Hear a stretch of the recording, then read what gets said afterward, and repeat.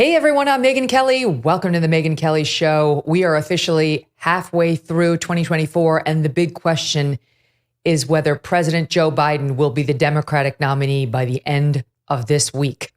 We know the media revolt against him is well underway. Paper after paper, suddenly reporting on the story that has been obvious to just about anyone with eyes and ears for months, and let's be honest, years now.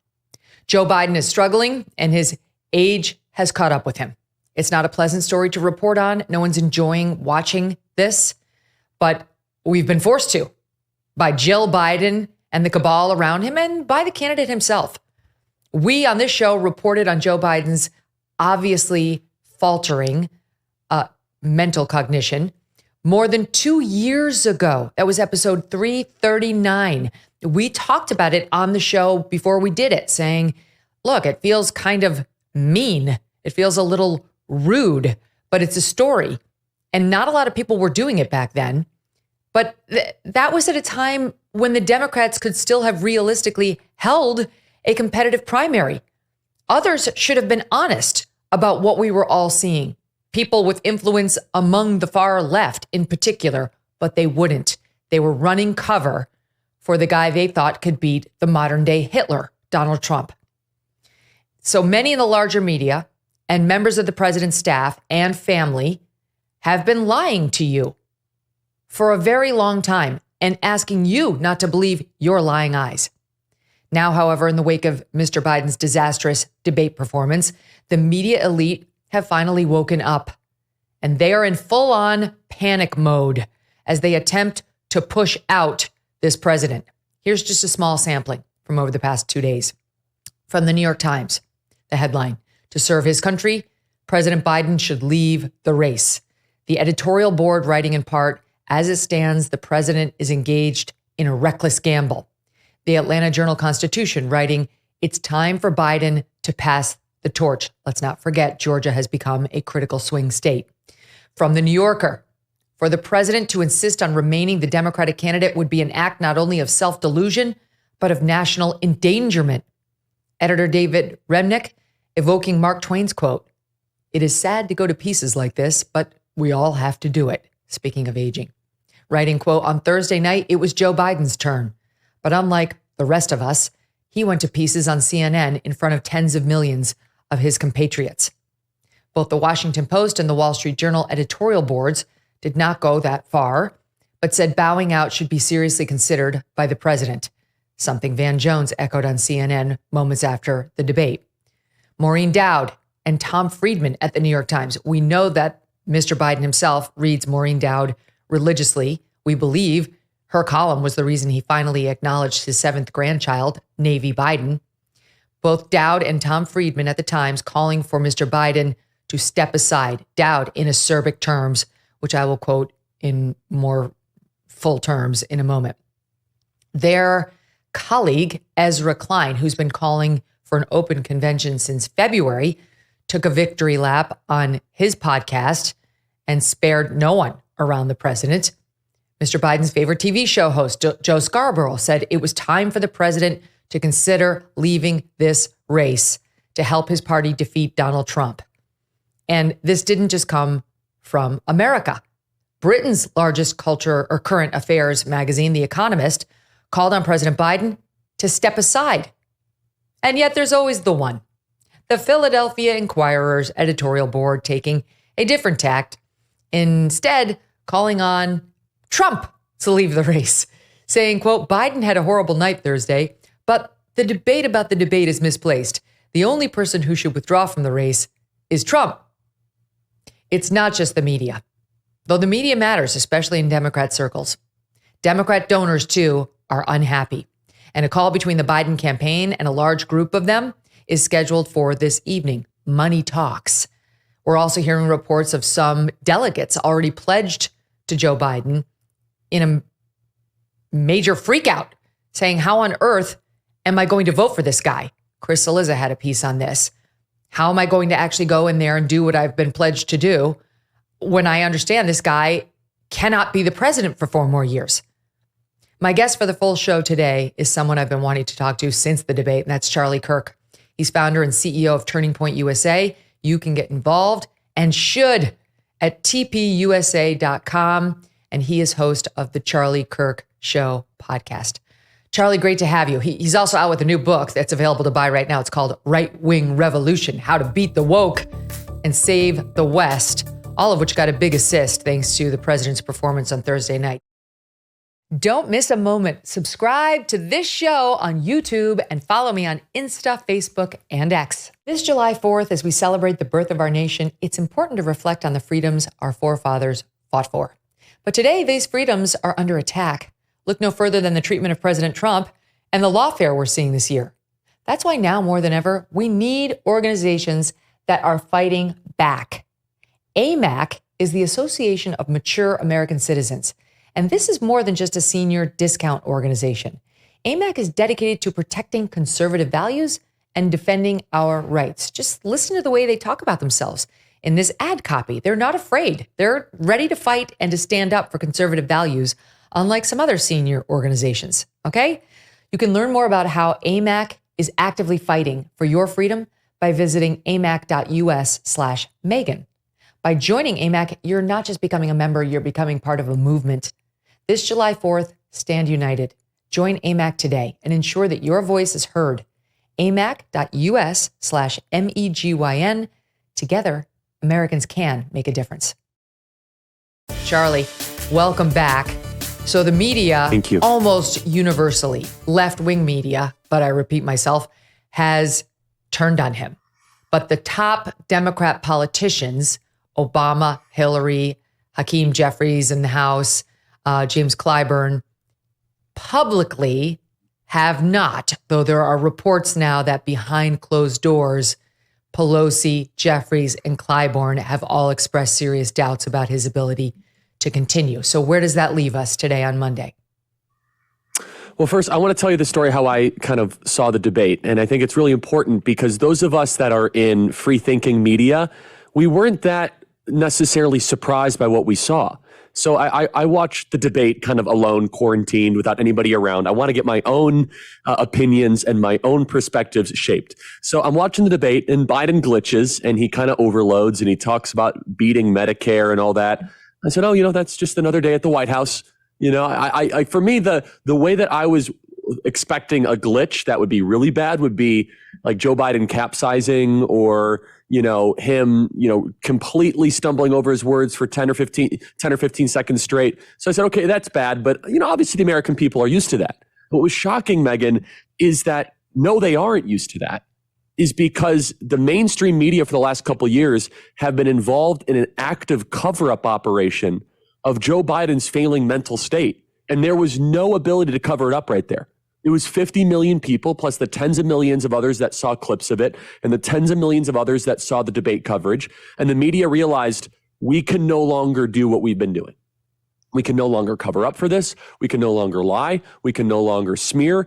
And you saw in real time that there was a green light lit. As soon as that CNN debate ended, John King, he was the one that crossed the Rubicon. He was the one that launched that original salvo. John King says, I'm talking to lots of senior Democrats and they believe that it's time to remove him. And then all of a sudden, Chris Wallace piled on. And it was as if as soon as that began— Van Jones, David Axelrod.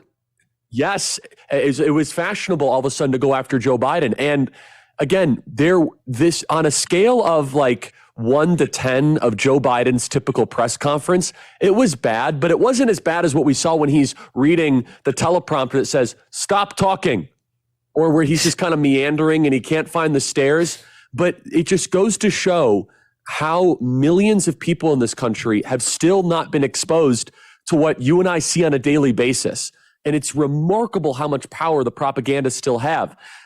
Donald Trump, baited Joe Biden into this. And Joe Biden thought that he was going to be able to tighten the race and show that it's a choice between the stable Joe Biden and the out-of-control Donald Trump. The exact opposite has happened. And the Democrats are stuck. On the surface, we're seeing people like Barack Obama and Bill Clinton and major donors like Reid Hoffman still have support for Joe Biden. But do you know what I find so interesting, Megyn? Is that for the first time since Joe Biden has become president, we are actually getting leaks out of the White House.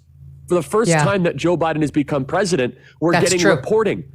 I'm looking at Politico.com and they say private conversations detail that they want to fire aides and they want to. I said, wait a second, where has this been during the border crisis or inflation or Ukraine? When Donald Trump was president, I knew how the deputy intern for communications liked her coffee. When Donald Trump was president. No, but here's the question, Charlie.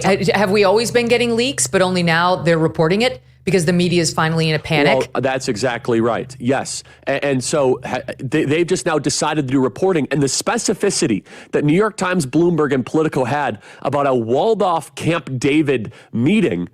And it's amazing. You know, the Biden family, it's very mafioso over there. They say, you know, we're going to fire some of our top aides because the debate was not good. I said, wait a second. So you're going to fire some top aides over a bad debate performance, but not over the fact that we have 7 million people that have come to this country illegally. You're running, you know, a meat grinder in Eastern Ukraine, or we have hyperinflation. No, but what's going to get the aides on the chopping block is the fact that Joe Biden, you know, they didn't get his chemistry right that night. But I think you're exactly right that the media has been receiving leaks for some time, but now they're in an active measure of doing reporting. And amazing. Because they want to get rid of him. Telling. Now they realize we can no longer hide it. The public's seen it, and therefore he needs to be turfed. We got to get rid of this guy ASAP, even though we were complicit. By the way, here's my favorite. You obviously have been reporting about Joe Biden's snafus, glitches, whatever you want to call them. So have we. This is my favorite of the entire election season. By favorite, I mean the one that was most telling. Like, look at this guy. Here it is. Imagine what we can do next. 4 more years. Pause. 4 more years. Pause. Charlie, he said to pause. 4 more years. Oh, yeah. Pause. I mean, there's a million of them. There's hundreds that I could just think of where he just goes, but no one covers it. So it doesn't get into the main zeitgeist and it doesn't get into the main narrative. What was the debate was different though. To CNN's credit, they opened up the debate to every network, which I didn't think they were going to do. And CNN in some ways was far more fair and like unusually neutral. And I'm still not sure how to deal with that. It's kind of bothered me the last couple of days. And the other part was this. As soon as I watched the debate, as it was over, I texted, we did a live stream, and I texted our friends, my buddies, I said, CNN lost Joe Biden the debate because they went split screen. They didn't go full screen when the presenter was. When they went split screen, when Donald Trump was talking, I mean, again, I love Trump. And so they ask him about childcare. He starts talking about the border. They ask him about the environment. He talks about the border. So Donald Trump's talking about the border half the debate, which is good for him. And you're not even listening to Trump. You're watching Joe Biden, right? You know, with his mouth open, stare into the abyss. And you're distracted because Joe Biden became the center of gravity and Donald Trump really didn't get as much attention. And CNN did that with the split screen. Secondly, and by the way, Charlie, everybody noticed that because my audience knows that I listen to a lot of my news. I listen to it as opposed to read it. I'd like to have it read to me. And I use this app called VoiceStream, which is amazing. It reads your news articles to you. Anyway, everybody noticed it. Everyone noticed how Joe Biden was looking, all of the left-wing press. And the funny thing that I experienced over the weekend was the word agape, which is how his mouth was the whole debate, is read by my little voice stream lady as agape. And she said it so many times, agape. I was like, what is this? Some native tribe that loves pineapples? What is agape? It was obvious. I heard it so many times. The mainstream media was pointing out, that's just something remarkable. How old and infirm are you if the jaw is now hanging open while you're just in listening mode? Well, so a couple things on that. And yeah, that's hilariously, that's the Greek word for sacrificial love, but has no application of that. But the ear is fairer than the eye. And by the way, that's why I love podcasting. I've believed this for a very long time, that the listening of the orally transmitted word is a lot fairer to get to truth. And the eye deceives us. And I think that as America's become, and this is a totally separate issue, but more towards podcasting and alternative media, we've gotten closer to the truth than just video consumption or cable television broadcasting, which obviously you and I, did for quite some time. So when you listen to the debate, you're more likely to listen to what arguments are they making, what are they saying. And interestingly, it's very similar, by the way, to the Nixon JFK debate in the 1960s. When people listened to this debate, they did not have as dramatic of opinions as people who actually saw what Joe Biden looked like and saw that he was completely incapable. Oh yeah, no, they saw the entire thing. And I'll say one other thing on this, which I think is really important. Is look at the picture. And that was one of his better pictures of the night, by the way. And so there's a disagreement amongst the media of exactly how to handle this. And each institution, you could tell, has kind of their own way of approaching this. The New York Times just went completely all out. The next morning, Thomas Friedman, get rid of him. New York. I mean, it was just one after the other. Chicago Tribune, we've got to get rid of Joe Biden. The Atlantic. And then there was some, the Washington Post is not quite there yet. They said, Joe Biden has to spend some personal time with his family. And now all eyes on who is really running the country. Very similar, by the way, to when Woodrow Wilson, a very bad president, was declining towards the end of his presidency, and Edith Wilson basically took control of the American presidency, which was his wife, is Jill Biden. Jill Biden is effectively running the country right now. No one voted for Jill Biden. No one really knows who she is, and she's not even a real doctor. No, she's not a real doctor. Even today, she's on the cover of Vogue now. She got the Vogue treatment, something they never did for Melania Trump, a literal supermodel. But Jill Biden's on the front of it now, and you can see it says, "We will decide our future," though she was talking about women's rights. In any event, as she parades herself out there as, I guess, some sort of a fashion model, okay, we are reminded of just last month. It was June 6th. Today's July 1st. A couple weeks ago, which she tweeted out a picture of herself sitting there with Joe Biden's jacket over her chair, preparing for the G7. Why is she going to there's 2021. Okay, so it's 2021, even worse. How long has she been in charge? And the problem is that all of the Democrats' hopes come down to what this woman wants. All of them come down to what, can you imagine if they did this with Melania Trump, preparing for the G7, sitting in the president's chair, getting ready for the G7? And so they had a meeting at Camp David yesterday on Sunday with intimate family and advisors. The NBC News had reported out that they were going to do this. It was a pre-scheduled meeting, but that the focus had been updated to include President Biden's future. Then the White House tried to deny it. Then the White House got mad at NBC for not reporting that this has been pre-planned. Then NBC sniped back. It's in paragraph 2. Suck it. Okay, that was my addition. And they had this meeting, and who decided what he's going to do? Reportedly, Jill Biden and Hunter Biden. Yep. The biggest grifter in the administration. And honestly, Jill Biden turns out to be a bit of a grifter too. She's power hungry. She's like a Hillary Clinton. She's not a Laura Bush. She's not a Melania Trump. She's not somebody who's just there to support her husband. She seems to me like somebody who is out for her own power and can't let go. Yes. And it's staring at us in the face. What if they pull Joe Biden with Jill Biden? And I'm not kidding. First female president. Joe can still be around. His health is not the same way. But I mean, it's staring at us right in the face. It's not Michelle Obama or Gretchen Whitmer. What did you say? It's Biden. Think about it, though. I mean, she's on the front cover of Vogue. They don't have to change the ballots. It's still voting for Biden. Joe can still be around as a senior advisor. He's not who he used to be. First female president in a year makes Roe more front and center. Why would they go outside of the family territory? Remember Primary Colors?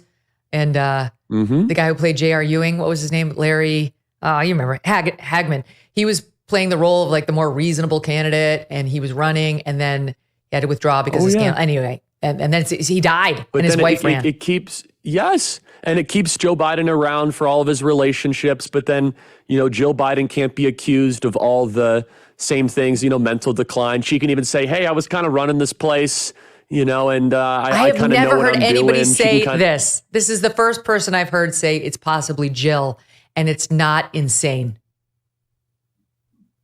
I think it's the most probable. She's not in the betting markets. No one's thinking it. She's now more front and center, front page of Vogue, and it's the same last name. So you don't have this huge switch. Right? Think about it. Okay. I love it as a possibility. I don't think it's going to happen, but I love it as a possibility. And if it does happen, you're coming back on to take a victory lap. I want to talk, it's so brutal what they've been writing. The Morin Dow column in particular was just absolutely unsparing. And as I say, he reads that. Like, we know that he reads that. He likes Maureen. I think he begrudgingly likes Maureen. I'm trying to find it here. Hold on a second. My team will tell me what page my Morin Dow thing is on.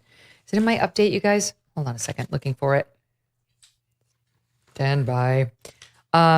But before I get to that, let's just talk about the split, though, between what we're hearing from the press, Charlie, and what we're hearing from the top advisors. So I believe that it's just a matter, like what Obama and Hillary and Jeffries and Clyburn are doing is just the outward-facing initial front. Like that's just the infantry saying, no, we're still marching.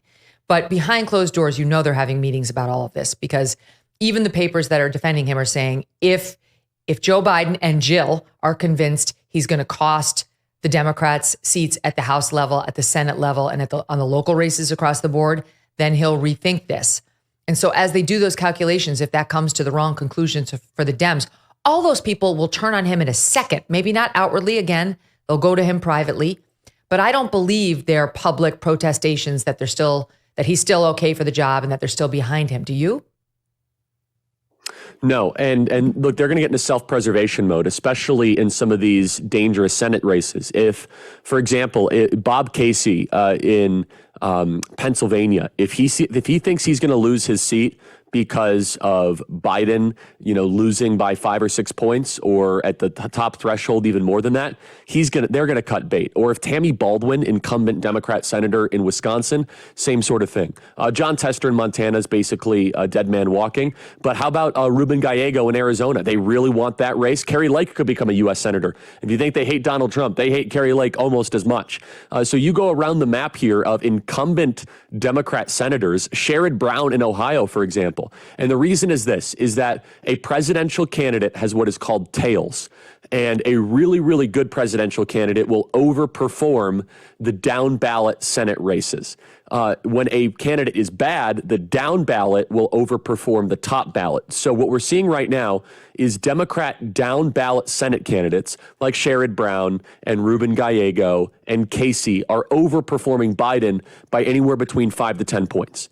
Inversely, Donald Trump is overperforming even the best Republican candidates like Sam Brown against Jackie Rosen in Nevada by 4 to 6 points. So you're looking at almost a 10-point delta at times. That is growing. It is not narrowing, especially as Biden's numbers are going down. And we have not even seen the data from the debate really set into polling. We have some shock polls, but it usually takes a week or two to really kind of digest that and understand where we are. We're seeing the warning signs, though, that this could have collateral damage all the way down the ballot. And so people are very focused, Megyn, on, is Obama, Schumer, Pelosi going to pull Biden? It's more likely that it will be bottom up, not top down. Top down would be Obama, Schumer, Pelosi. Bottom up would be Hakeem Jeffries. It would be Senate candidates that say, guys, we're going to lose everything and get far away from a majority if Joe Biden remains at the top of the ticket. I love your mentioning Carrie Lake. You're right. They hate her. Somebody behind closed doors, some Democrat saying, we're talking Carrie Lake sweeps at the Senate level. Mm-hmm. That'll get people's attention. You're absolutely right. Okay, I found the Morin Dow piece. I have so many to go through. But here's Morin Dow in part. The ghastly versus the ghostly. He's being selfish. He's putting himself ahead of the country. He's surrounded by opportunistic enablers. He's created a reality distortion field where we're told not to believe what we've plainly seen. His hubris is infuriating. He says he's doing this for us, but he's really doing it for himself. I'm not talking about Donald Trump. I'm talking about the other president. She goes on. Jill Biden, lacking the detachment of a Melania and enjoying the role of First Lady more, has been pushing and shielding her husband beyond a reasonable point.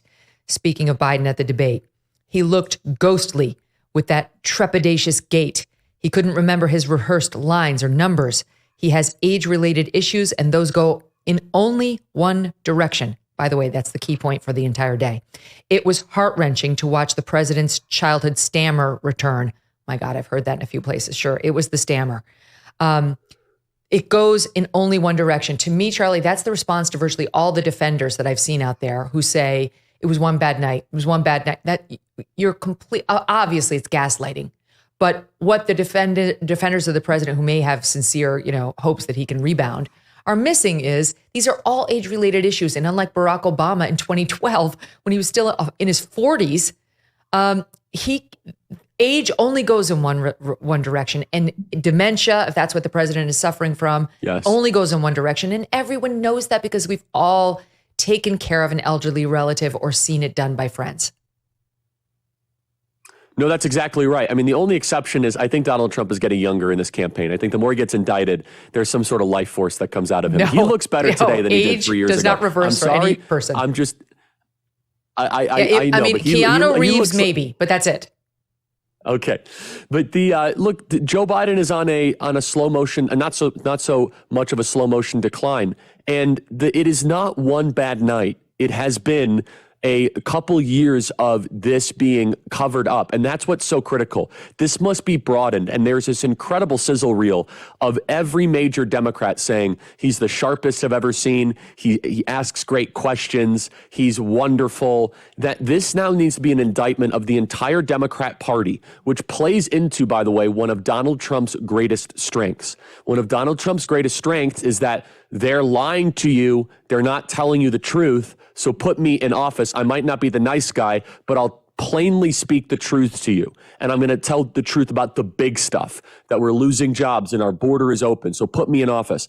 And so the pattern now we see of how much we have been lied to and gaslit, from the vaccine to lockdowns, to the war in Ukraine, to the origin of COVID, to the wide open border, to there is no inflation, to inflation is good, to inflation is transitory. The repetition of lies, now you can add to it that Joe Biden is completely coherent and knows where he is. And this was not a bad debate performance. A bad debate performance is what Barack Obama had against Mitt Romney in 2012 for the first debate. This was a health crisis on display. Yeah, a bad debate performance is that you forget some of your points. This is something completely different. This is that anybody who has dealt with someone suffering with Alzheimer's or dementia or some, sister or cousin of it, it almost looked like sundowner syndrome. Like as soon as the sun goes down, like he's checking out, or he does not have the same faculties. According to Politico.com, he came off the stage and said to Jill Biden, "I don't know if I felt my best. I don't really know what happened there."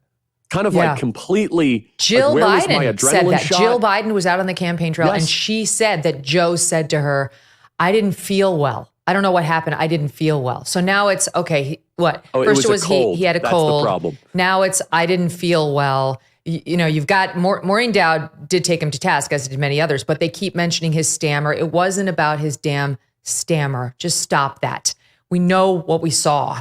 And the honest Democrats, and I will give credit to Ezra Klein, he's one of them, at least in response to this, has been saying the same. Like He's been consistent.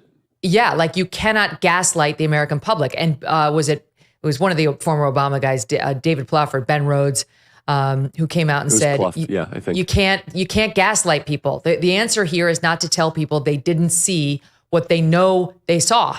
So, but they'll continue to try. I want to just mention, we're taping the show early today because I have an appointment during the live show that we normally do. The news just hit. Trump just got a very good ruling from the U.S. Supreme Court on immunity. It just hit. It's 10:37 as you and I are speaking. And we'll have to read the opinion because this is going to be a confusing and nuanced one, but 6-3 in favor of upholding the following. It's written by Chief Justice Roberts. A former president has absolute immunity for his core constitutional powers. Former presidents are also entitled to at least a presumption of immunity for their official acts. Held under our constitutional structure of separated powers, the nature of presidential power entitles a former president to absolute immunity from criminal prosecution for actions within his conclusive and preclusive constitutional authority. And he is entitled to at least a presumptive immunity from prosecution for all of his official acts, all of them. There is no immunity for unofficial acts. This is a great ruling for Trump. This is the best he could hope for. Even his lawyer was not arguing that he gets absolute immunity for all unofficial acts. His lawyer was conceding at the oral argument. There are some unofficial acts that he made in the role as candidate Trump that he wouldn't be protected for. Well, think about it. Some of the checks in the New York Bragg case are written as when he was president. The checks. You have to understand yes, that that's if true. They're talking. Well, but no. The question is, was it an official act? Was it an official act? If you're saying though that there's some unofficial presumption of immunity, is that what you're saying?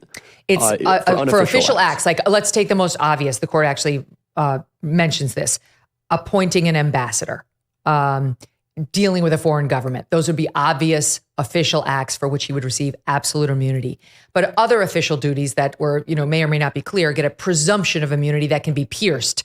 There's going to have to be a factual inquiry. I guarantee you, without having read the rest of this decision, they're going to remand it down to the D.C. Circuit to come up with, or down to the district court to come up with a factual determination on whether the actions alleged here are official, absolute immunity, official acts that get the presumption, or obviously unofficial acts made purely as a candidate, like his lawyer conceded, that wouldn't get any presumption. By the way, here's just to get you up to speed. Here's Trump's lawyer at the oral argument conceding a series of events that would not be official at all. Watch. And I want to know if you agree or disagree about the characterization of these acts as private. Petitioner turned to a private attorney, was willing to spread knowingly false claims of election fraud to spearhead his challenges to the election results. Private? As alleged. I mean, we dispute the allegation, but Of that course. sounds private to me. Sounds private. Petitioner conspired with another private attorney who caused the filing in court of a verification signed by petitioner that contained false allegations to support a challenge. That Private. also sounds private. 3 private actors, 2 attorneys, including those mentioned above, and a political consultant helped implement a plan to submit fraudulent slates of presidential electors to obstruct the certification proceeding, and petitioner and a co-conspirator attorney directed that effort. You read it quickly. I believe that's Yeah. private. I don't want to. So those acts you would not dispute. Those were private, and you wouldn't raise a claim that they were official. As characterized, what we would say, Your Honor, if I may, what we would say is official is things like meeting with the Department of Justice to deliberate about who's going to be the acting Attorney General of the United States. Sure. Communicating with the American public, communicating with Congress about matters of enormous Thank you. concern. Thank you. Very interesting. And let me read you a little bit more here. I believe what we're looking at is the quick write-up from, is it SCOTUS blog, Kelly McGuire? The court explains that it does not need to decide in this case whether immunity for official acts is presumptive or absolute. This is exactly what I just said. They're going to remand it down to the lower courts to make a factual determination based on what's been alleged against Trump. The court, in part 3 of its opinion, indicates that in this case, no court has thus far considered how to distinguish between official and unofficial acts. And you heard Trump's lawyer there making a distinction, saying, consultations with the attorney general, that would be official acts. Trump did talk to the acting attorney general about the election and what we knew and so on. And this court is saying, as Trump's lawyer did, that would be an official act. But listen, moreover, Roberts continues, quote, "The lower courts rendered their decisions on a highly expedited basis and did not analyze the conduct alleged in the indictment to decide which of it should be categorized as official and which unofficial. And that wasn't briefed before the U.S. Supreme Court." So this is back to SCOTUS blog analysis. The Supreme Court's not going to make that determination now. Instead, it will send the case back to the lower courts for further proceedings, although it does offer some guidance. Quoting here from the opinion, "Certain allegations, such as those involving Trump's discussions with the acting attorney general, are readily categorized in light of the nature of the president's official relationship to the office held by that individual." That was the third point in the discussion we just heard with Amy Coney Barrett and Trump's lawyer. They accepted Trump's lawyer's argument. Other allegations, such as those involving Trump's interactions with the vice president, state officials, and certain private parties, and his comments to the general public, present more difficult questions. Later in the opinion, the court does weigh in on some of the aspects. Quote, "Trump is absolutely immune from prosecution for the alleged conduct involving his discussions with Justice Department officials." That's a bulk of what he's been accused of doing, that's illicit. Yep. And they send it back to the district court to determine, among other things, quote, whether a prosecution involving Trump's attempts to influence the vice president's oversight of the certification proceeding and his capacity as president of the Senate would pose any dangers of intrusion on the authorities and functions of the executive branch. So this is going to turn into now, Charlie, to a factual inquiry by the district court, Judge Chutkan, who hates Trump, but she's going to get overruled if she lets her partisan politics control this decision, on what exactly is being, what lives in Jack Smith's case against Trump and what dies and what's being alleged in an official capacity and what isn't. And whatever she does will determine what's left. There's only a meager part of the January 6th case left in the wake of the Supreme Court's behavior last week. But this also affects the Georgia case and the Mar-a-Lago case. Yes. The Georgia case, I mean, some of the acts that we heard Trump's lawyer concede are done in the unofficial capacity. Those will live on in the Georgia case, just like we heard that. So it's not that all the cases go away. But it's an enormous victory for Donald Trump and frankly for the presidency. It's huge. And the ability of presidents to make, decisions without worrying about getting indicted writ large. Yeah, and to your point, the Fulton County case too, remember, it's all hinges on him making a phone call while president of Brad Raffensperger. Was that an official act? Was it an unofficial act? They're going to have to figure that one out. This is massive. They bet the entire farm on lawfare, specifically on this presidential immunity case. How much this is actually going to whittle down the indictments against Trump remains to be seen. But understand, this has not been a good week for Democrats. They thought that at this point, in July of 2024, they thought they were going to be dealing with a damaged Donald Trump that barely got through a bitter primary with DeSantis. They thought that Joe Biden was going to be leading in the polls with tons of money. They thought that Donald Trump was going to be having 2 or 3 concurrent trials of state and federal. Instead, it's the opposite.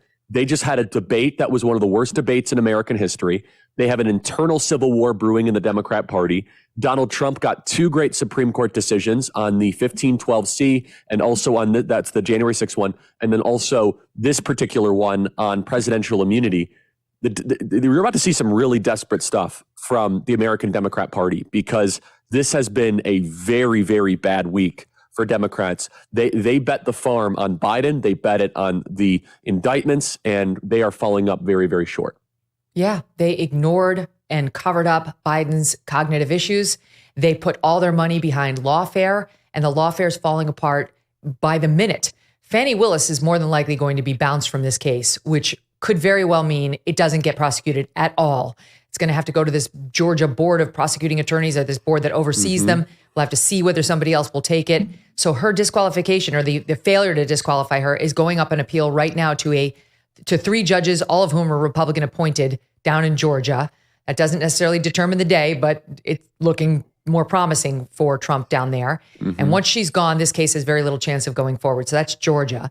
We saw what happened in New York. Yes, Trump may get a terrible sentence on July 11th. He's not going, even if he sentenced him immediately to jail, Trump would do an immediate appeal to the First Department and he would get it. He's not going to jail before November. Yes, the Democrats will try to say, jailbird. But that's not going to work. I don't think that's going to work any better than convicted felon is working. And then you've got the January 6th case, which was the scariest case against him in a number of ways, gutted at its core claim last week by the Supreme Court saying you can't bring an obstruction of an official proceeding case against these J6 defendants, including Trump, leaving only 2 other lesser charges, which now may or may not have been gutted by today's decision. And then there's Mar-a-Lago, where they have a more Trump reasonable judge. She's not in the tank for Trump as her critics claim, but she's being reasonable, and she's not like a Judge Chutkin or a Judge Merchan. She's being fair. So that case is rolling, and it's going at a snail's pace. 0 chance does it get decided before Election Day, and if he wins, he can easily just pull the DOJ off of that case because it's a federal one, and the case goes away like that. Let me give you Eli Mistal, this lunatic who writes for The Nation as their justice correspondent. Biggest racist on MSNBC, and that's saying something. More racist than Joy Reid. He's terrible. Believe it or not. He writes as follows. Presidents are above the law. This is what Republicans want. Republicans control the courts, so they won. When I started talking about court expansion back in 2016, this is why, right? Expand the court. Here we go. He continues. So ends the part of the American experience where our leaders were bound by the rule of law. Thanks for playing. And then here's Donald Trump. Big win for our Constitution and democracy. Proud to be an American. It is a big win. And I have to tell you, I think, you know who else I bet is thinking it's a big win? Barack Obama, Joe Biden, Bill Clinton, everybody who's been president. Well, yeah, I mean, Barack Obama could be indicted for murdering an American citizen without due process on foreign soil. When he drone striked that guy, he's, alleged on terror acts. Wait, where was the trial? Where was the due process? Well, honestly, I believe he should have presidential immunity because if you start all of a sudden going back into the official acts, for example, should Joe Biden be able to be held criminally accountable for the reckless withdrawal of Afghanistan? I mean, it was terrible. It was awful. But no, I mean, that's an official act as president. Every single president would then be able to be indicted by the next president for what he actually did as president, fulfilling his duty and terms as commander in chief. And look, the Democrats, they were willing to put all of that in jeopardy because they would never believe that Democrats would actually be indicted on those things. So instead, getting and defeating Donald Trump has become the most important mission critical component of the Democrat regime. It does not matter if the Constitution gets in the way. It doesn't matter if tradition gets in the way. None of that matters. All that matters is we have to destroy Donald Trump. And they are so prideful that they think that if they destroy Donald Trump, they will hold on to power for 100 years. They can't believe that the American people would not continue to give them power. For them, it is all about obliterating Trump and the MAGA movement. Thankfully, the Supreme Court did the right thing here.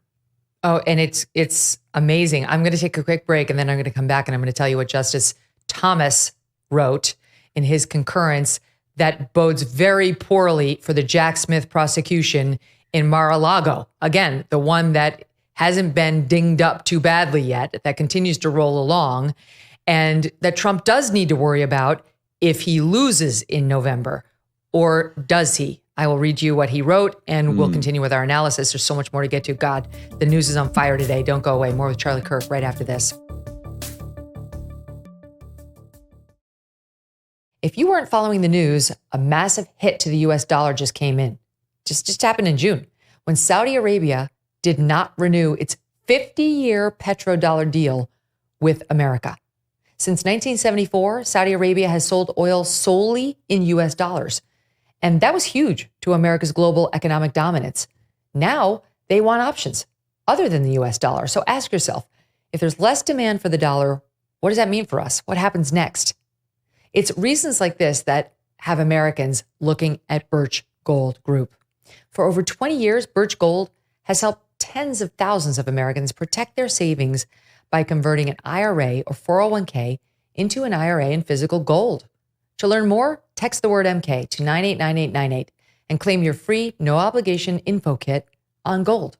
That's MK to the number 989898. Birch Gold has earned the trust of many with their education-first approach. There are thousands of happy customers and so many 5-star reviews. Consider protecting your savings with gold before the dollar plunges any further. Text MK to 989898 today. Turning Point USA's Charlie Kirk, author of Right Wing Revolution, is with me today as the news breaks about the Supreme Court finding that the president is entitled to absolute immunity for his official acts and a presumption of immunity for acts that may be official. Only unofficial acts would not be immune for criminal prosecution. A little bit more from the Roberts opinion. Again, it's a 6-3 decision with the 3 libs, Sotomayor, Kagan, and Ketanji Brown Jackson in the dissent. Roberts writes that Trump asserts a far broader immunity than the limited one we have recognized. As for the dissents, Roberts writes, they strike a tone of chilling doom that is wholly disproportionate to what the court actually does today. Conclude that immunity extends to official discussions between the president and his attorney general, and then remand to the lower courts to determine, in the first instance, whether and to what extent Trump's remaining alleged conduct is entitled to immunity, exactly as you and I just discussed, Charlie. They go on to say, Roberts writing in his conclusion, quote, this case poses a question of lasting significance. He notes that the immunity question has not come up before. Quote, but in addressing that question today, unlike the political branches and the public at large, we cannot afford to fixate exclusively or even primarily on present exigencies, end quote. He's trying to say this isn't just about Donald Trump. This is about the executive branch and how presidents are going to be able to behave on a go-forward basis. Final substantive paragraph, quote, the president enjoys no immunity for his unofficial acts, and not everything the president does is official. The president is not above the law, but Congress may not criminalize the president's conduct in carrying out the responsibilities of the executive branch under the Constitution. And before I get to that Justice Thomas ditty I told you about, let me give you Justice Sotomayor. He went after, I was just reading, Sotomayor with one of the nastiest dissents, not respectfully, just was like, with our democracy at stake, I dissent. She's such a partisan. My God. I'm sorry, but Justice Sotomayor, really, I think she's the worst justice. I prefer Ketanji Brown Jackson to her. And I don't mean to be ad hominem, but I agree with you. I think she's the dimmest bulb on the 9. She really, I'm sorry, but she is. Here she writes as follows. Today's decision to grant former presidents criminal immunity reshapes the institution of the presidency. It makes a mockery of the principle, foundational to our Constitution and system of government, that no man is above the law. Relying on little more than its own misguided wisdom about the need for, quote, bold and unhesitating action, end quote, by the president, the court gives former President Trump all the immunity he asked for and more. Because our Constitution does not shield a former president from answering for criminal and treasonous acts, I dissent, joined by the other two libs. Okay, treason now. Treason. You know what the punishment for treason is in the United States? Punishable by death. Yes, that's how Sotomayor sees Donald Trump and the January 6th behavior. No, this is, oh. Well, yeah, I have a couple thoughts. Let me just, on the Sotomayor thing, we are 1 or 2 seats away on the Supreme Court from being a completely different, completely damaged and banana republic. Imagine if that was the majority opinion. They view Donald Trump as a traitor to the country. And they did not get the decision they want. They're about to get extraordinarily desperate here. I will repeat that. Sotomayor did not say, I respectfully disagree with my colleagues. Treasonous acts. What acts exactly, Justice Sotomayor, is treasonous with Donald Trump? When he said, I want you to peacefully and patriotically march to the Capitol? What? He has not been convicted of anything even close to, indicted for anything close to treason, let alone convicted of anything close to treason. Isn't that legal malpractice, Megyn? That you are a U.S. Supreme Court, one of the 9, you're a judge on the Supreme Court, a justice, and you use treasonous? Don't you believe in the presumption of innocence, or are you just kind of applying that label haphazardly? Treason hasn't been charged. Treasonous? Treason has not been charged. Hasn't been charged, let alone convicted. She shouldn't be talking like that as a justice. That is reckless and it is irresponsible. And then it's it creates inflammatory. a downstream effect. Yeah, of course. By the way, Donald Trump is not allowed to say the jury are Democrats in the New York State trial against him. But the Supreme Court Justice Sotomayor can accuse him of treason traitor in a written opinion. Yes. No problem. That's fine. But what do you do to traitors? Well, you kill traitors. Yeah, that's right. They die by death. They always play this game with us. And so it's nice to play this game with them. Don't they understand the implications of their words? When she calls him a traitor, she's at the top of, Democrat left-wing intelligentsia. So now all these legal bloggers will say, ooh, Sotomayor calls him a traitor, traitor. Will this increase or decrease the amount of death threats towards Donald Trump? Will this increase or decrease the political temperature in this country? And I am not joking when I say that. To my knowledge, no Supreme Court justice in the history of this country, since probably Reconstruction of the Civil War, has called a person running for president, let alone a former president, a traitor. What the implications of that are is profound and remarkable and very scary and unsettling. If your goal is to unite the country and heal our divides, and we're not a red state or a blue state, but the United States of America, as Obama said in the 2004 convention speech, you don't talk like that. If your goal is to get us closer to a Bolshevik versus Menshevik civil war or some sort of revolution chapter in this country, you call the opposition traitors. Nothing good happens after that. I'm sorry to do this to you, but Keith Olbermann on X. Oh boy. It's always good to see, just as you can see, like how far the far left is going. He's an unwell person. He really deeply, is. Deeply, but yes. He speaks for a fair amount of really far gone neurotic lefties. People, yeah. Well, thanks, Supreme Court. Now King Biden can officially declare Trump a terrorist and officially imprison him, without trial and without consequences. Can also officially arrest selected Supreme Court justices. Okay, sure, Jan. That's how it's going to go. That's what I expected out of Keith Olbermann. That's about right. Okay, so before we go to break, quickly here. No, we have to take a break. And I want to give this a minute because I do think there's some very, very promising news for Trump in that Mar-a-Lago case based on what I just read in the Thomas concurrence. He's part of the 6-3. By the way, Ketanji Brown Jackson was in the minority here. She joined with Kagan and Sotomayor. Excuse me. But she was part of the majority in dumping that J6 case, obstruction of an official proceeding. On the 1512. Yep. Amazingly, Ketanji Brown Jackson has been a little bit more of a swing justice than I think the left counted on. And sadly for the right, so is Amy Coney Barrett, who was in the dissent. Don't get me started on that. I know. Right? On that case, things are shaking out. At least she ruled correctly here. Yes. And in some ways, I'm glad Roberts wrote the majority here. I'm glad he wrote the majority because it would be at least a little more accepted by reasonable left-wingers. There's no one with more gravitas on the court than the Chief Justice, and frankly, with the United States writ large, than this Chief Justice, who has curried favor with them from the beginning of his stint. Stand by, back with what Thomas wrote and so much more. We've got to get to Mika Brzezinski on Biden too. Just stand by. We'll be right back. Do you owe back taxes? Pandemic relief is now over.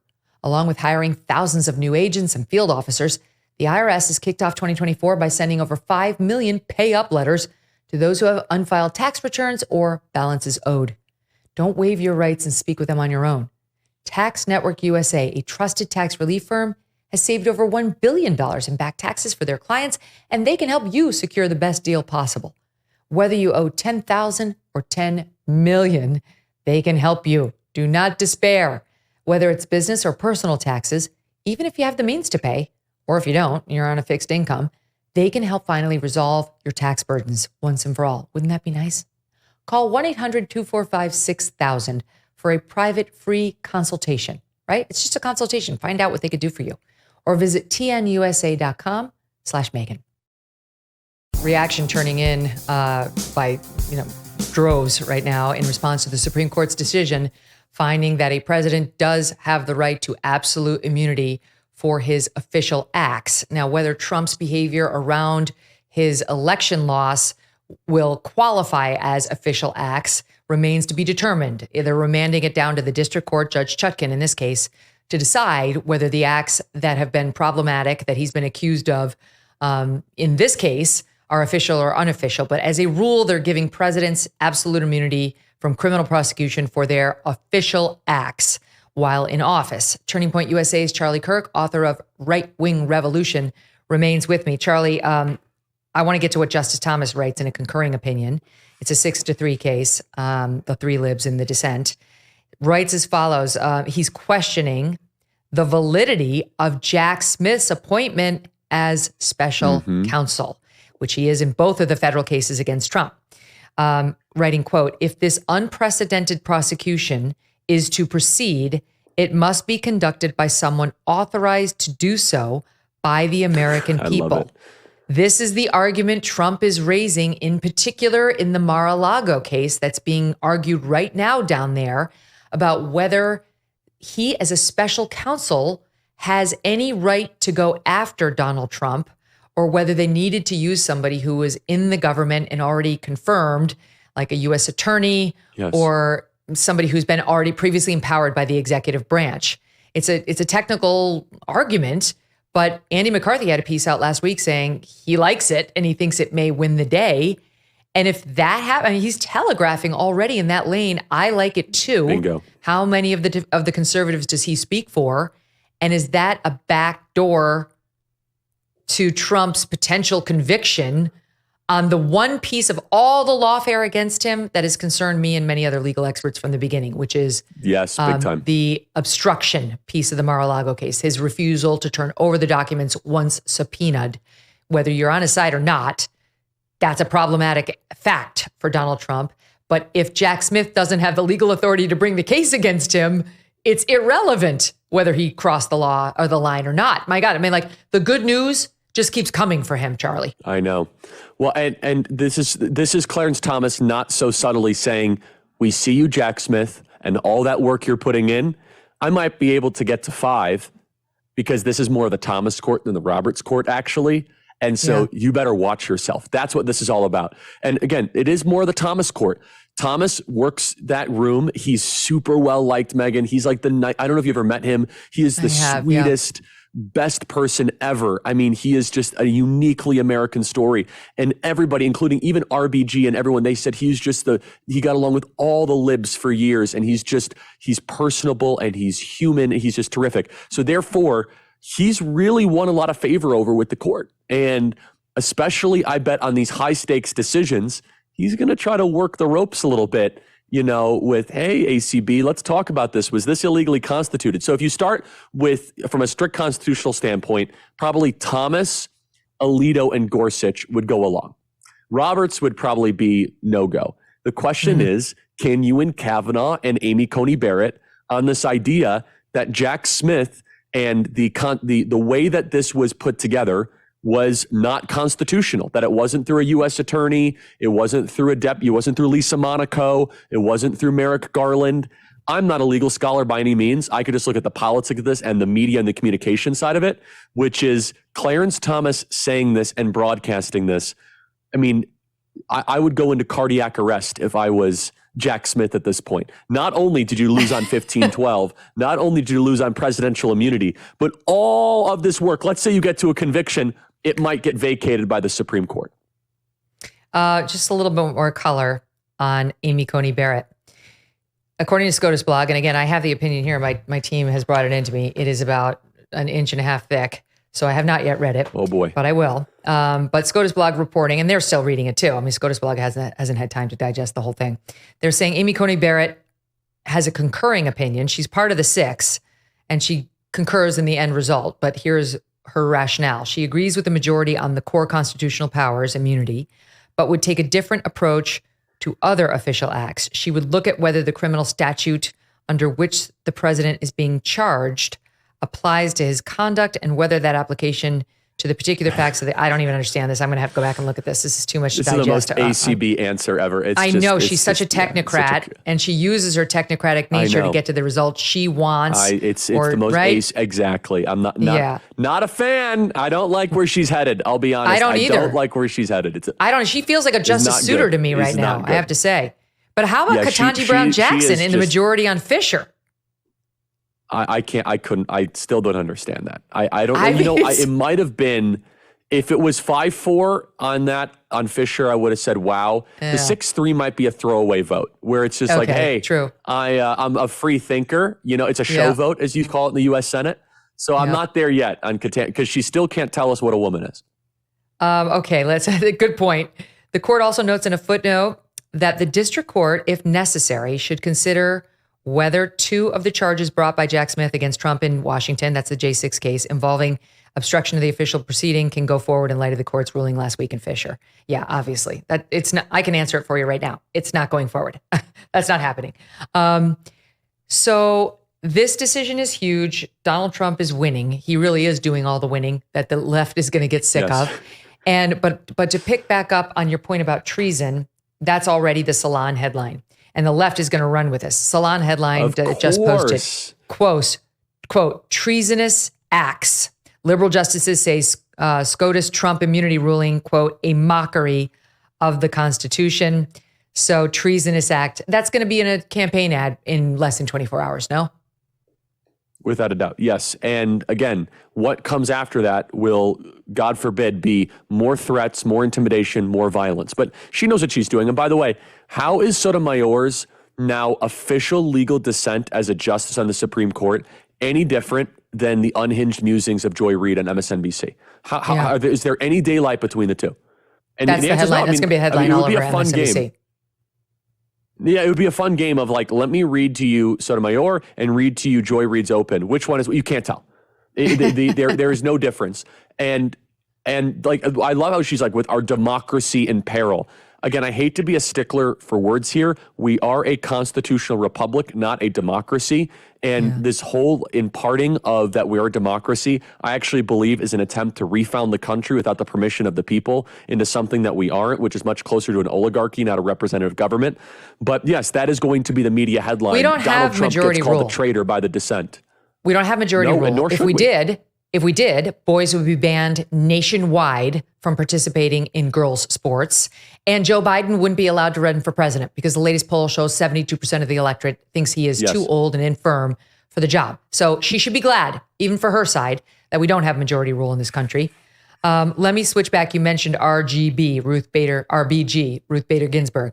The term that kept coming to my mind over the weekend was Ruth Bader Biden or Joe Bader Ginsburg, because the comparisons to that situation have been plentiful. They're eerie. Yes. On the left. The sane left is seeing that if Joe Biden refuses to get out of this race, and everyone acknowledges if he doesn't willingly go, he can't be dumped. That's an impossibility given that 99% of the delegates are already pledged to him. That if he refuses to go, he will be the Ruth Bader Ginsburg of presidents, because he will more than likely cost the Democrats this race at a time when they could have won it. And it's already late in the game. Like, they should have switched him out early on and had a primary, but he refused. But now, in the wake of this disaster in which he did not deliver in that debate, he owes it to his party, and they argue the country, to step aside. And I agree. As much as I would love to see a clear path for Trump to go in, the Republicans to win, separate and apart from that, I just don't want our country to have to deal with an infirm president. It's not right for the United States. There's a reason we have the 25th Amendment. That's, you tell me whether the RBG argument is likely to prevail even on those Democrats who are digging in on holding on to this guy saying, just a bad night. I don't know. And the reason is that the Democrat mafia is run by a bunch of octogenarians. And I think they're afraid if they pull Joe Biden, they're going to be pulled next. I mean, if they pull Joe Biden, does that mean Schumer and Pelosi have to go? I mean, Pelosi's older than Biden. She's 84. I mean, she's actually sharper than Biden and a lot tougher. But there is this very interesting almost deal with the devil that has been done with this group of Democrat power brokers, Bill Clinton, Chuck Schumer, Nancy Pelosi, previously Harry Reid, Joe Biden, and they all kind of entered into politics at the same time, the late 70s and early 80s, when they all kind of began to get to DC. And they look at themselves almost as like, that's when we were like the class of 78. And they've all looked out for each other for the last 40 or 50 years during this managed decline of the United States of America.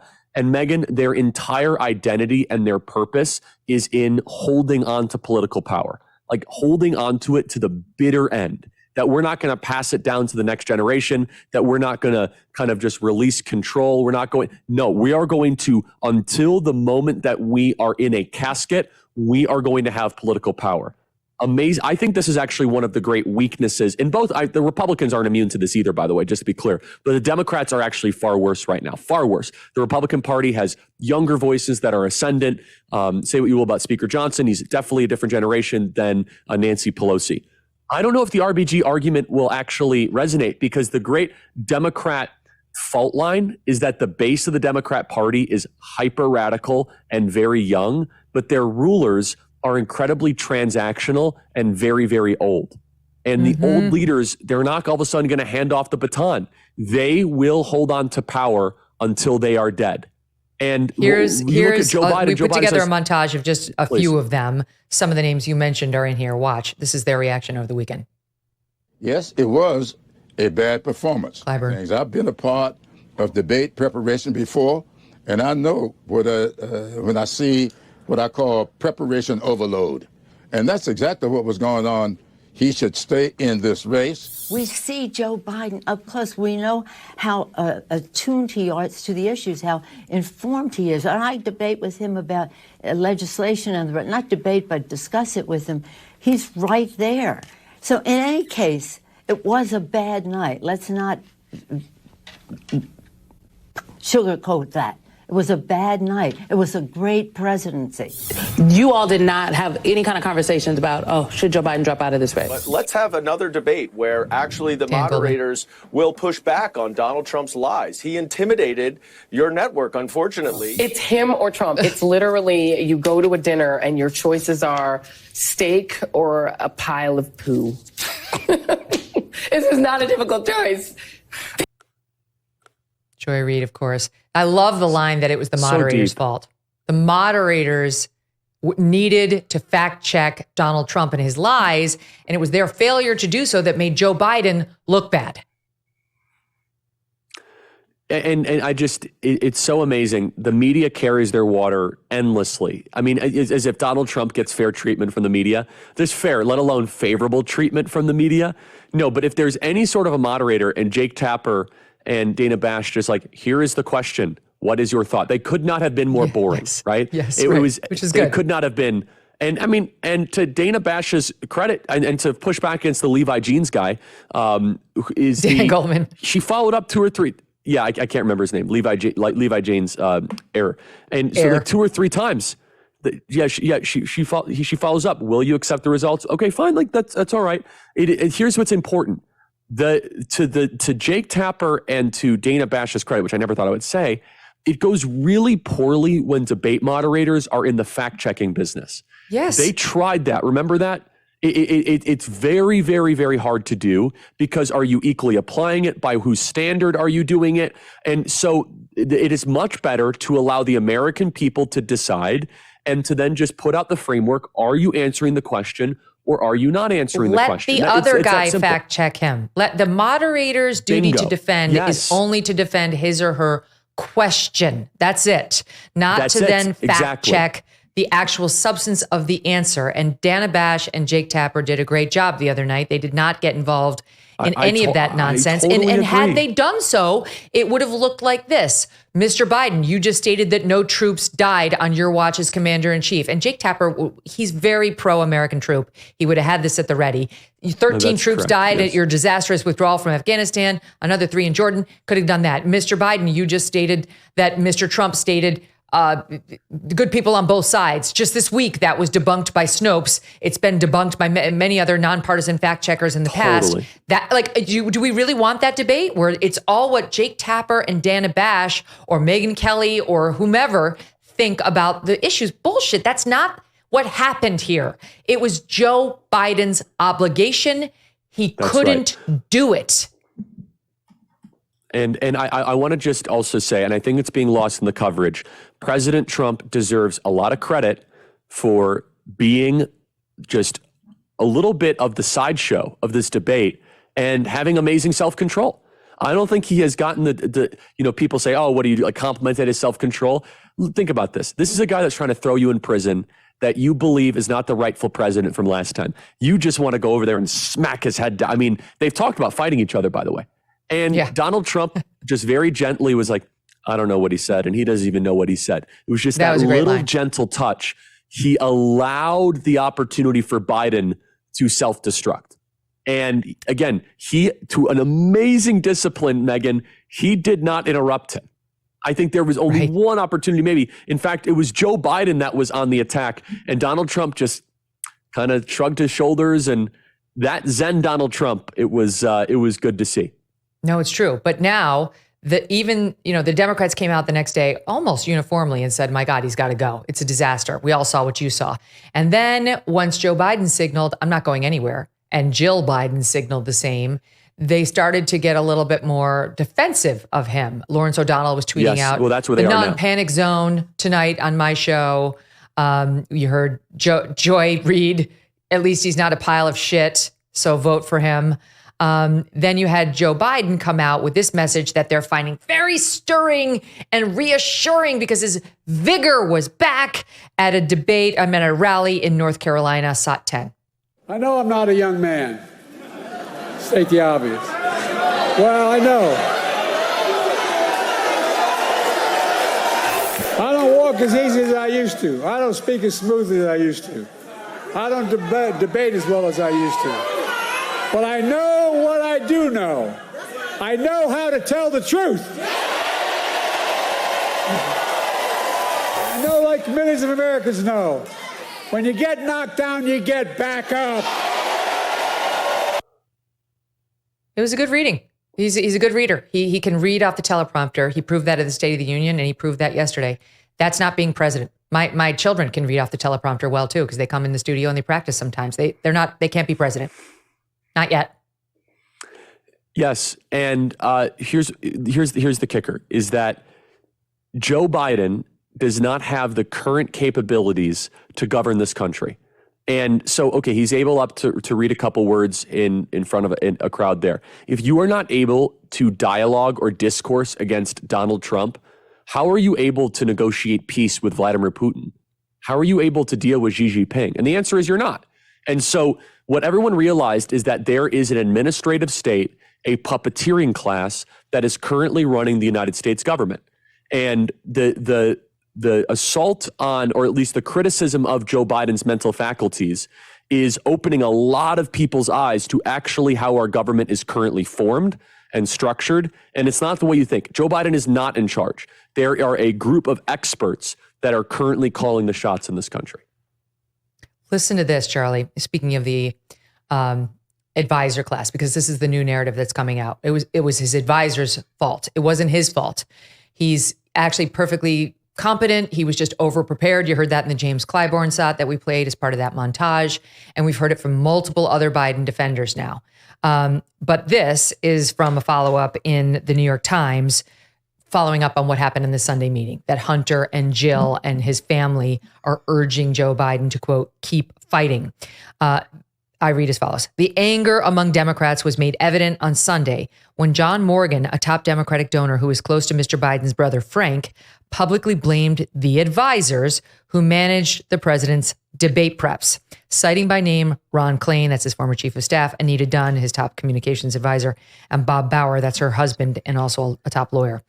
Biden has for too long been fooled by the value of Anita Dunn and her husband, Mr. Morgan wrote on social media. They need to go today. The grifting is gross. It was political malpractice. He elaborated in a subsequent interview. Quote, it would be like if you took a prize fighter who was going to have a title fight and put him in a sauna for 15 hours and then said, go fight. He said, I believe that the debate is solely on Ron Klain, Bob Bauer, and Anita Dunn. Member of Mr. Biden's family were likewise said to be focused on the president's staff, including Ms. Dunn, a White House senior advisor, and her husband Bauer, the president's personal attorney who played Trump during the debate rehearsals. They were asking why Mr. Klain, the former White House chief of staff who ran the prep, would, in their view, be allowed to, quote, overload him with statistics. And they were angry that Mr. Biden, who arrived for the debate in Atlanta with a summer tan, was made up to look pale and pallid. Hello, agape. It was not just his color. I refer you back to our earlier discussion. So it's the advisors, Charlie. They need to go. Yeah, again, as I mentioned, the advisors, they're not going to get fired for getting us into a proxy war with Russia or having hyperinflation or deteriorating the currency or the Title IX disgrace or destroying the country when it comes to crime. But hey, the knives are out because you guys did not get the hair and makeup right. 15 hours in the sauna is open season. That's right. So exactly. It's actually very interesting because you're seeing them turn on each other. The narrative that's come out over the press is now top advisors are coming out and saying, it wasn't us. It was not his aides. It was Jill Biden and her staff who kept us all away from Joe Biden. And therefore, we weren't able to really see how bad he is until the debate. And that's what's so important. This is with 7 to 10 days of isolated prep of no other meetings. This is with him totally micromanaged where yes, and they have their sleep schedule, we're going to get you ready, Joe, at Camp David, and this is how he performs. And honestly, like the notion that the top advisors are to be excused because they all have blood on their hands as far as I'm concerned. You're all responsible. You all saw, you all enabled. No one is excused, whether you're Jill Biden or the advisors, but the advisors can't dodge responsibility by saying we were kept at arm's length by Jill. You and I saw it years ago. As I said at the beginning of the show, our episode 339, in 2022 was all about the failings. They knew just like all of us knew. Yes, that's right. This has been the greatest open secret in American politics, and shame on the media for not doing their job. It's pure and total media malpractice. So this all brings me, oh, by the way, John Favreau, who is an Obama speechwriter, he just tweeted out, Joe Biden's staff is not the problem. His campaign team and his White House staff are excellent. They've all been pulling their weight and then some. The only person who can fix this mess is the guy running for president. I'm telling you, all the Obama people have turned on Biden. The only one who hasn't is Obama himself. Is Obama for now. Right. Until the dogs are released. So we will see. Which shows you that shows you that, in my view, that Obama feels as they do. And they wouldn't be doing this if they thought they were crossing their ex-boss. They're doing it because they're, I think, surrogates for him in a way. They can say what he can't. He needs to stand behind Joe until it's time for him to do the ultimate power move and go with the other cabal and tell Joe he's got to go. Quick break, more with Charlie after this, and we're going to take up the topic of Mika Brzezinski and how very wrong she was this morning. Don't go away.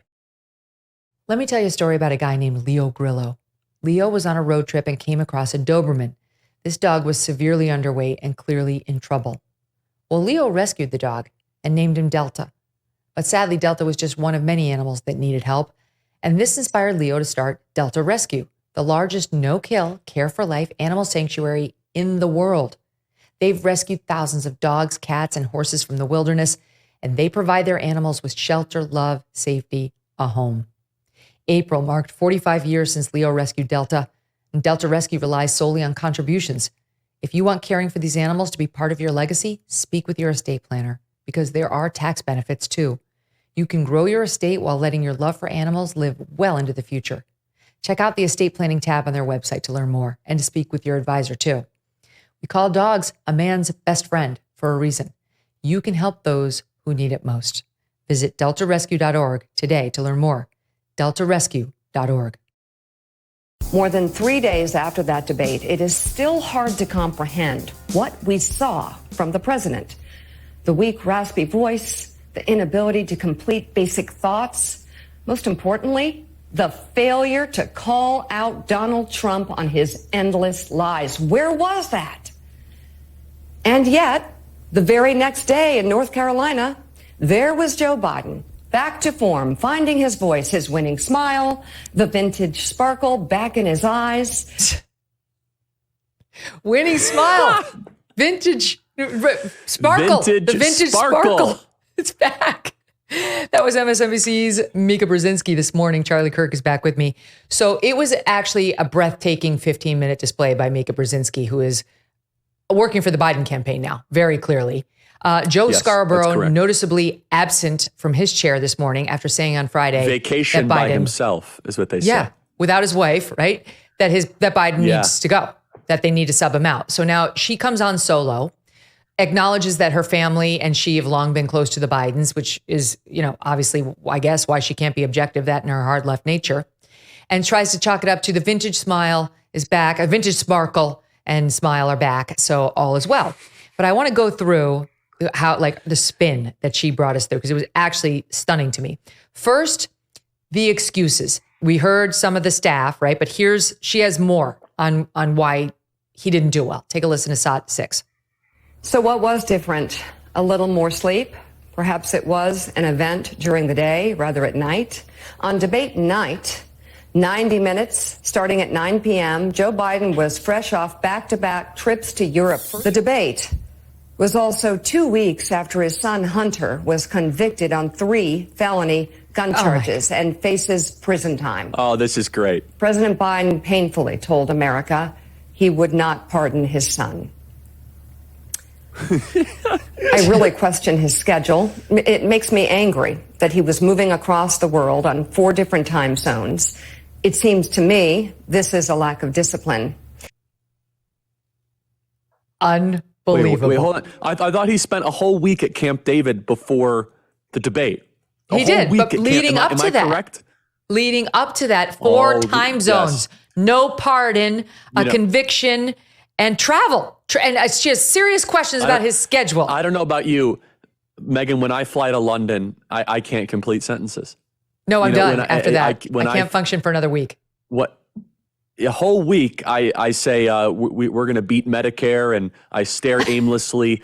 And what's so amazing, and this is what's important, is that they're doubling and tripling down on this is only going to further turn people against the Democrat Party. They know what they saw. And because of that, Megyn, now all of a sudden there have been increased Google searches of past Biden gaffes and past Biden type mistakes. A lot of people didn't know this or see this. They were like, wow, that's terrible. I know some moderates in my life that were texting me. It's like, wow, Biden's really terrible. And I said, have you guys not been watching? And the answer is they don't.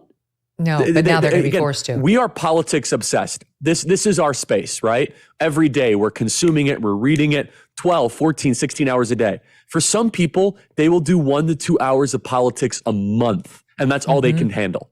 And so they might say, Biden's not up to it. Even most of the most avid political consumers don't spend that much time watching or listening. I remember at Fox News, not like us. I saw some stat that showed, we were getting, let's say 3 million a night and 600,000 in the key demo, 25 to 54. And I never understood how with those numbers, those are good numbers, at least certainly compared to what they're doing today. Those are great numbers. I remember, like, how do people know who I am if those are the numbers? And Roger Ailes used to explain that it's because it's not the same 3 million every night. And the average viewer spends about 15 minutes taking in, like, your average Fox News show a week. Yep. The average viewer is actually not watching it 5 times a week. So, and those are people who are politically motivated to take in news. So you're absolutely right. I wanted to make one other point. In that first soundbite we bumped in with, she said what a lot of Democrats have said, which is the problem with Biden right now is that his infirmity makes it impossible for him to stick it to Donald Trump. Like, he failed in the debate because he wasn't able to raise all the points. I mean, it is true. He didn't raise points and he didn't try to do fact checking, but that is not the problem. The problem is that he is not competent to be president. It's not that his ability to argue has been undermined. Well, that's exactly right. Well, and you saw this in the Reid Hoffman memo.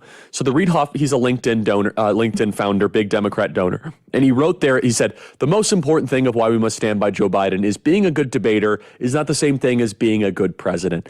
I was like, wait a second, hold on. He's not running the country. He's not making decisions. He's obviously being manipulated on a daily basis. And there are people behind him. And we have a right to know who those people are. We didn't vote for an administrative state. The American people, a lot of people voted for Joe Biden. Okay, did he get 81 million votes? I don't really think so, but whatever. The point is that he was the one on the ballot. And yet now we're supposed to just kind of retreat from that and act as if this is okay. No, this is a nation in shame right now because we look to our president and it's very similar to, by the way, for the 10 years that led up to Vladimir Putin, which was when Boris Yeltsin ran the post-Soviet bloc in Russia. And he was like publicly drunk all the time. And Russians were just so ashamed to see it. And by the way, Russian state media would cover it up. Like, oh, no, he's not drunk and he's perfectly fine. It's okay. I mean, it sounds a little bit, cliche, but it is the emperor that has no clothes. And people are starting to realize Axios this. had a report this weekend that he's only working 6 hours a day. He can only work from 10 to 4. And after that, he's done. Well, that's we have a part-time president. Oh, if even that. And again, so this is opening people's eyes to how the government actually works, which is the presidency under Joe Biden has become basically a photo op. Wake up, go take a picture with the people who won the spelling bee, go have some ice cream, maybe do a national security briefing so you're not totally out of the loop, and go take a nap and you're done. Where the real power is it Jake Sullivan? Is he running the government? We don't know. I don't think Kamala Harris is running the government. Merrick Garland. And this is one of the reasons why we're seeing, Steve Bannon go to federal prison. And we're seeing Peter Navarro go to federal prison. Dad is not home. So you have all these really bad people that basically are ungoverned within the government that have these like lifelong ambitions and they're going after them. Whether it be Listen to this. Representative Ro Khanna of California, he's an official Biden surrogate. He said to the New York Times this weekend, quote, "We have a great team of people that will help govern." That's it. No, that's what I am going to continue making the case for. This is he says it. This is profound though. I have right here the Constitution of the United States of America. And it is very clear the form and the structure that we're supposed to live under. And the form and the structure is that there is a president, not an administrative state that makes decisions. Now you have a presidency and people around you that counsel it, but that final decision, that final thing is a sign of a human being. I sign it, I veto the bill. I sign it and it becomes an executive order. The form and the structure of government post Woodrow Wilson is governance by experts. Think about how often, Megyn, have we heard, trust the experts, trust the experts. COVID was a perfect example of this, where you had a shadow government that was basically calling the shots that usurped some of the authority of Donald Trump. How often did you hear in the Donald Trump presidency, we're not going to follow those executive orders. We're going to take stuff off of his desk because we are the sovereign. And now you are seeing this play out. And that is why, as long as they can keep Joe Biden with a heartbeat, they think they can continue to run the government. And I hope it is an eye-opening experience for people that this means that your elections are not actually voting for an individual or a person to run the country. There is a shadow deep state, dare I call it a Leviathan, that is actually the power center. And when Donald Trump called it the deep state, that's exactly what it is. The CIA, the Central Intelligence Agency, the Department of Justice, the Department of Labor, the Department of Education, this middle band bureaucracy, that is actually where the power lies. And Joe Biden is just a temporary figurehead being puppeteered. Oh my God. Just as we're speaking, Charlie, this breaking from NBC News. Steve Bannon has arrived to report to prison at Danbury, Connecticut. Supporters standing outside of the prison chanted his name upon arrival.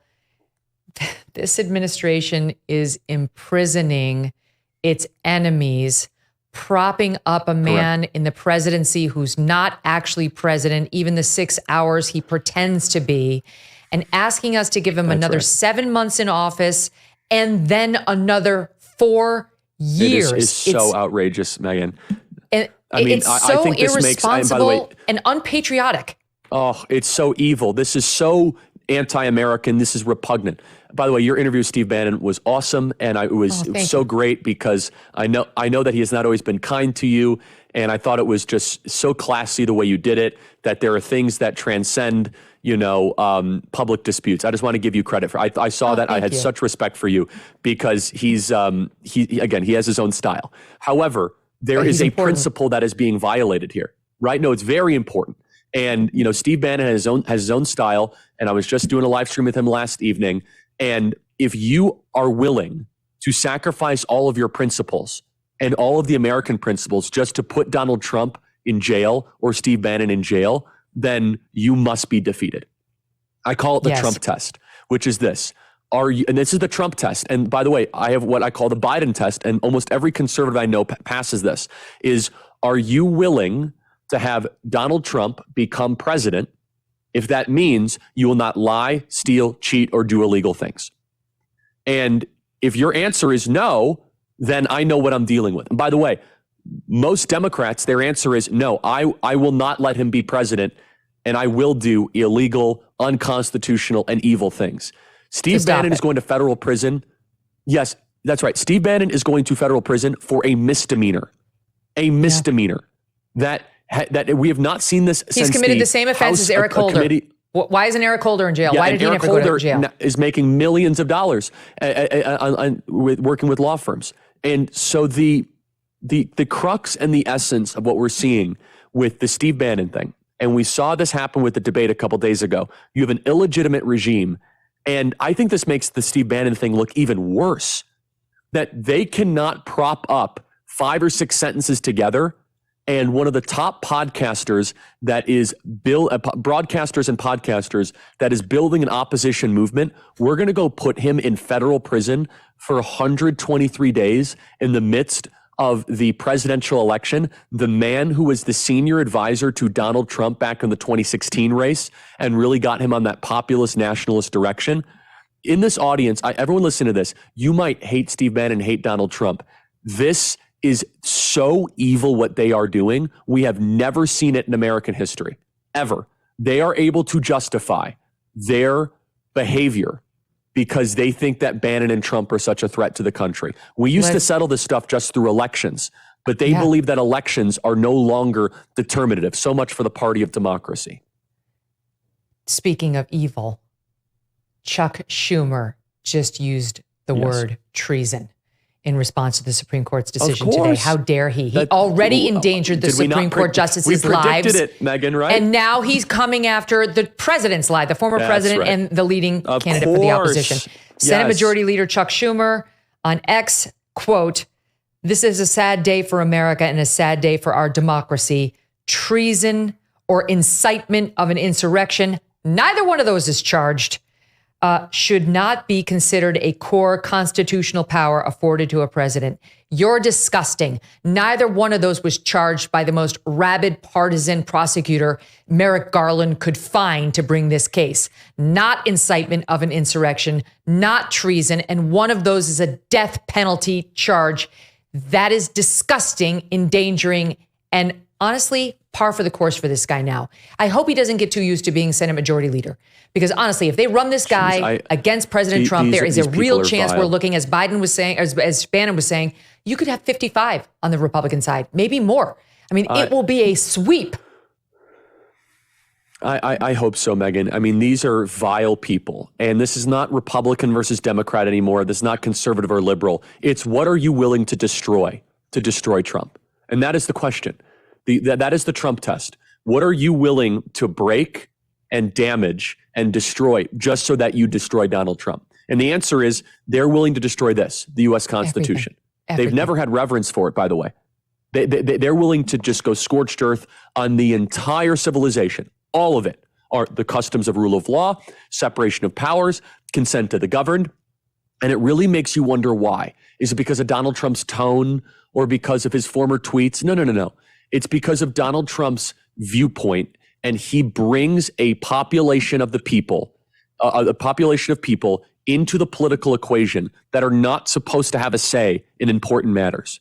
The American people that Donald Trump represents, which are the heartland, the flyover country, the forgotten man and woman, the muscular class, they have been factored out of the American political equation for the last couple decades. Donald Trump brought them back in, and that is why they hate him. That's why they hate Bannon. And there is nothing they will not do. And God forbid, Megyn, I'm telling you, they are going to try and assassinate Donald Trump. I hate thinking like this. God. I hate even saying it out loud. I hope saying it out loud makes it less likely. But look, we had from Julius Caesar to Abraham Lincoln to Bobby Kennedy to JFK to Martin Luther King to Malcolm X to the attempted assassination of Ronald Reagan to the attempted assassination of Gerald Ford. We have lived through a lot of this in American history, and we haven't had it in the last couple decades, and we have lost the memory on it. But what do they have left? They've lost at the Supreme Court. They lost at the debate. We need to pray for his safety because we are about to enter a very tumultuous and, God forbid, dark chapter in American history. Completely agree with you. I do pray for his safety. I know my audience does too. It's getting, this is just too hot. They need to dial it back now. It's too much. It's too much. But they're calling people traitors, such a thing. Megyn. Right. That's just, it's insane. And basically you're calling the 6 Supreme Court justices enablers of treason too. So once again, endangering them. That's Chuck Schumer's favorite thing to do. No, you are going to see in July and August when reality really sets in and the new tracking polls come and these Supreme Court decisions start to go into effect.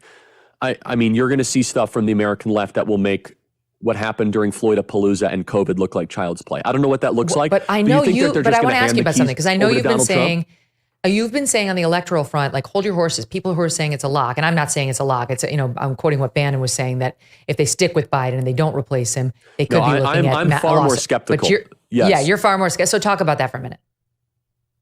Yeah, I think it's a lot tighter than people realize. I mean, I believe that Georgia, Arizona, Nevada generally look good. You need to win one of the blue wall states. Joe Biden is still going to have a treasure chest.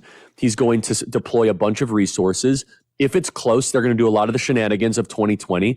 And again, this is going to be within the margin of error. And if people think that the election was won just because of a favorable debate, you're wrong. That's not the way this works at all.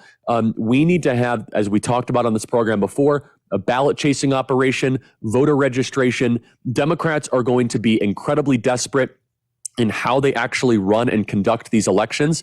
I reject all these calls. Oh, it's going to be a landslide. Oh, it's going to be a red wave. Oh, I'd like to congratulate Donald Trump on getting reelected. All that is complete nonsense. These are people that remember what I said, Pelosi and Schumer, their whole life is holding on to political power. And the one thing that disrupted it the most is when Donald Trump ran for the presidency. You think they're just going to hand the keys back to the White House and say, well, you're up in the polls and you had a good debate. Here you go, Donald Trump. Here's the keys back to 1600 Pennsylvania Avenue. Yeah, right. You have just begun to see the desperate active measures from this regime. What that looks like, I have no idea. But be prepared. Let's hope it doesn't look like this. Be paranoid even, and be vigilant. Here's Aaron Rupar, who worked for Vox before, tweeting, if President Biden declared today's Supreme Court ruling to be an assault on democracy and ordered Chief Justice John Roberts imprisoned indefinitely, would that be an official act? And then, of course, there's Keith Olbermann again. Hey, what the hell? Let's find out. Now, these are the most extreme voices of the left. These aren't normal lefties, but it just shows you the level of vitriol they're fine with. The word police, they're fine with this level of vitriol. I do want to get back to a couple of points from that Mika Brzezinski monologue this morning because it's straight out of the White House. Trust me, when she went on there for 15 minutes, that was spoon-fed to her by the White House. So this is their defense. We went through his sparkle's back. He didn't forget to sparkle once he left the debate stage, and his schedule and his long trips and his state dinner and his Hunter Biden's conviction and no pardon. That's what left him too stressed out to debate. And now we get to, don't forget, with age comes wisdom. Listen to SOT 7. Like many, I want to know, was this a one-off episode or a sign of what's to come? Can his team and the president himself move forward with more discipline and also manage the fact that he's 81? Age is wisdom and experience that in the case of Joe Biden leads to more bipartisan legislation passed than any president over the past few generations. So age is a plus, but unless you're named Donald Trump, and then it's not. And here's the follow-up, okay? He's the comeback kid. It ain't over till it's over. He was introduced as the comeback kid. That's their new arc. Right. That's New Jersey Governor Phil Murphy, a Democrat, introduced him as the comeback kid. And now they're pushing this narrative of he's done it his whole life. I don't know anybody who's come back from old age. I don't think that's how that works. But take a listen to the messaging on this, Sadi. I don't think it's over. This moment in the race fits the entire narrative of Joe Biden's life. In his personal and professional life, Biden has repeatedly risen up from rock bottom. It's what we love about him. And she went through, Charlie, to list his wife died and his son died, or his daughter. He had an aneurysm. He got caught in like a plagiarism scandal, whatever. He, she went through all the examples of it. It was of all the, Obama endorsed Hillary instead of Joe Biden. Poor Joe Biden. She did a destitution derby history of Joe Biden's career to convince us he somehow is going to defy the aging and dementia process, unlike every other human to ever walk the earth before him. Okay. It's amazing how the analogies don't work, and yet they continue spoon feeding them to us. And the real question is, are Democrat donors that dumb? Are independent donors that dumb?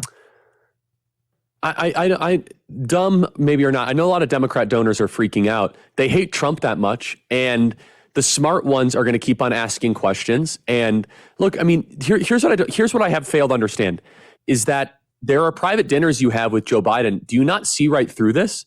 And now you just had on a broad display. So here's what's very important is that presidential debates are the opposite of football games. Presidential debates begin with very, very high viewership, and it goes down dramatically after about 15 or 20 minutes. Exactly what you talked about, Megyn, at Fox, right? About 15 minutes is all I can handle. That's it. So 50 million people watched the debate. That's a pretty good number, right? It's not Super Bowl levels, but it's 50 million. Okay. So the first 15 minutes is the chunk of that 50 million. That's when Joe Biden was at his worst. I mean, he actually in some ways was not as bad towards the end of the debate as he was at the beginning of the debate. So how they're going to recover, that's now tattooed into the memory of the American people. And it's going to require not just a lot of work, but not to mention you have an attack dog of an opposition candidate that is not going to let you forget it. You're not just running up against Mitt Romney here. You're running against Donald Trump, who commands all of the attention, who commands all of the eyeballs with a motivated base, who's increasingly winning with independent and swing voters. And so if they want to double and triple down on running with Joe Biden, so be it. Whether or not they're dumb, they are desperate and they do not know which direction to turn to. And Jill and Joe Biden are white knuckling onto power, regardless what the polls or what some other people are telling them. The Washington Post has a piece talking about how, this is the Wall Street Journal, about how European officials, world leaders have been privately remarking on President Biden's deterioration for months. The Democrats have been ignoring those warnings. European officials expressing worries in private, noting a noticeable deterioration in the president's faculties. At the G7, same thing. He didn't attend the critical behind-the-scenes meetings. He struggled to follow the discussions. Our own president couldn't follow what was being said at the G7. Maybe Jill Biden should have gone in his stead. On and on. The anniversary of D-Day where he struggled. I could keep going. The Atlanta Journal-Constitution saying it's time for him to pass the torch, and responding to Kamala Harris saying he should be evaluated on the totality of his presidency, not one night. That's Jill Biden's message too, and Obama's message that bad debate nights happen. Quote, these responses are insulting to the American people. They know better. And so what is likely to happen now, Charlie? Do you think Joe Biden will be forced out? And if so, when? I don't. At this point, it's a 50-50 shot, but I think they're going to stick with Joe because it's such a messy process. The only way that Joe gets removed is if Barack Obama privately comes to Joe and says, you're done. That's the only way. He is basically the Pope of the Democrat Party. What he says goes. He's the most popular, the most powerful. He built an entire deep state within the government that is loyal to him. The only way that Joe goes is if Joe says, I'm done. There really is no other process at the convention to do that. These delegates are bound to him. When they meet in Chicago, they're not able just to kind of jump ship. But that is going to be one eventful convention for more reasons than one, by the way, in Chicago. And again, everyone thought that all the drama would be on the Republican side. Trump facing lawfare, Trump with a bitter primary, Trump after January 6th. It's a great time to be a Republican right now. We've never been more unified. We've kind of never been more determined on our mission. The Democrats are in complete panic mode and disarray. The walls are closing in, as they would say at MSNBC.